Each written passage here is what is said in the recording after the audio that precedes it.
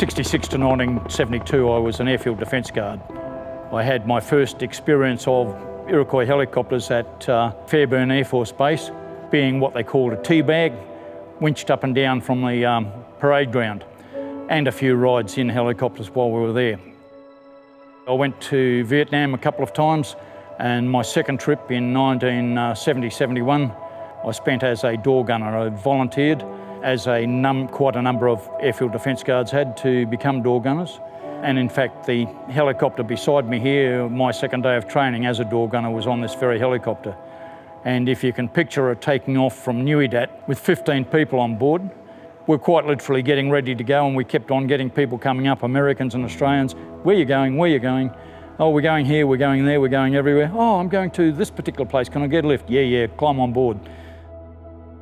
Now, of course, we were hooked up to the fuselage of the aircraft by what we called a monkey strap, big strap buckled around our waist and hooked up to the fuselage.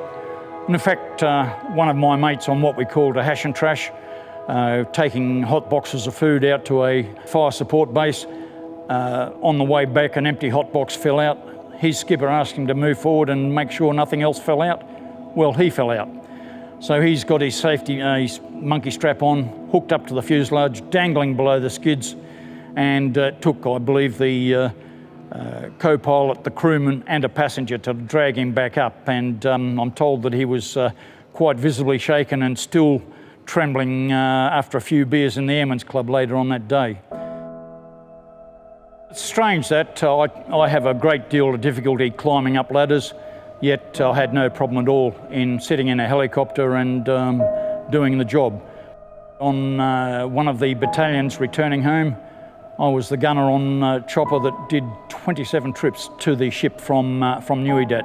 Load up with troops, fly out, drop them off, fly back to Nui Dat, back forward. So that was a big day. I became qualified as a door gunner on gunships.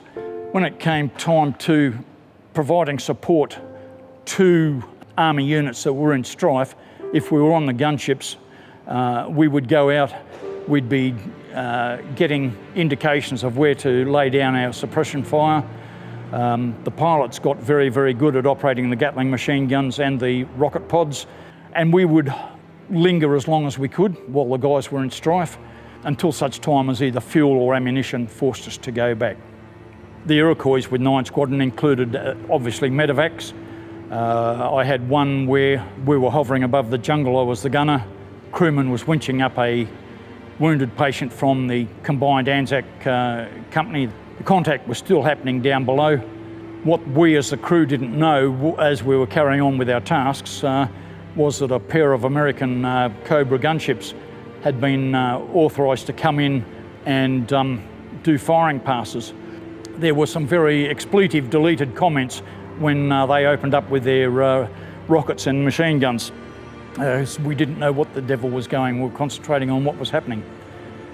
The medevacs landing pad at No. 1 Hospital at Vung Tau was named Vampire Pad.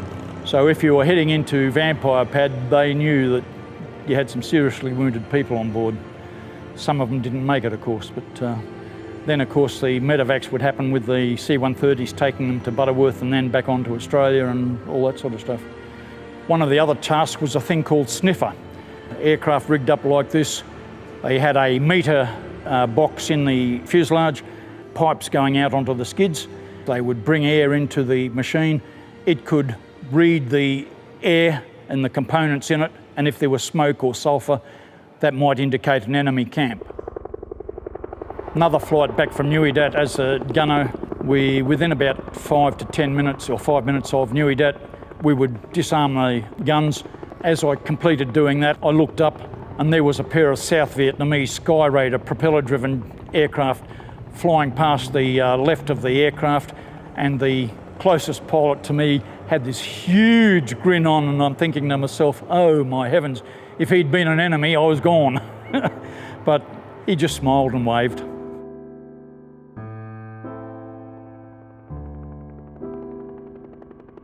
We did a lot of support to the SAS, amongst other things. Apparently they had some pretty good parties, although I never went to one, but quite a few of my mates did. I was the gunner on the helicopter that brought out the last SAS patrol, and when we picked them up, they'd been in water up to about their thighs for quite some time, clearing the area and making sure that everything was secure. If they got bumped, they wanted to be out of the area very, very quickly. They did have a very, very good working relationship with the squadron. Sadly, it was a member of the SAS. I'm not sure whether he was a signaller or a trooper, one of the 6 that was missing in action at the end of the Vietnam conflict. They'd been in strife. 9 Squadron helicopter had come across. They couldn't land, so they'd thrown ropes down, something the patrols had practiced many times. Hook onto the rope and away you go. Unfortunately, with this gentleman, something went wrong. He fell about 60 metres and he couldn't be recovered. It was about 17 years ago that an army team located his body along with the 3 other soldiers that were missing in action in Vietnam. My time with 9 Squadron was a little bit hectic. During the 6 months I was there, we lost at least 5 helicopters. One in which one of my mates on the same Airfield Defence Guard course was a crewman, and he was medevaced back to Australia. The skipper of that aircraft and the gunner had been killed. The co-pilot stayed in Vietnam, although he'd been injured. He recovered and went back flying. It was a good time, but when those 2 aircraft got shot down, I started to wonder what the hell I was doing there. I did have subsequent interaction with Iroquois at one time up at Butterworth as a supplier. I donned the flight suit again for an air display up there and fired some blank rounds from the gun as the gunner. My mate Peter stayed with helicopters post-Vietnam. Sadly, in 1974 on a flood relief mission flying out of Amberley, he was on a helicopter that crashed somewhere out the other side of Warwick. He was killed instantly. The skipper of the aircraft, a gentleman named Reg Van Leuven, died in hospital the next day. I'd flown with both of them in Vietnam, and you know, you survive a war zone and come back and get killed in a peace mission.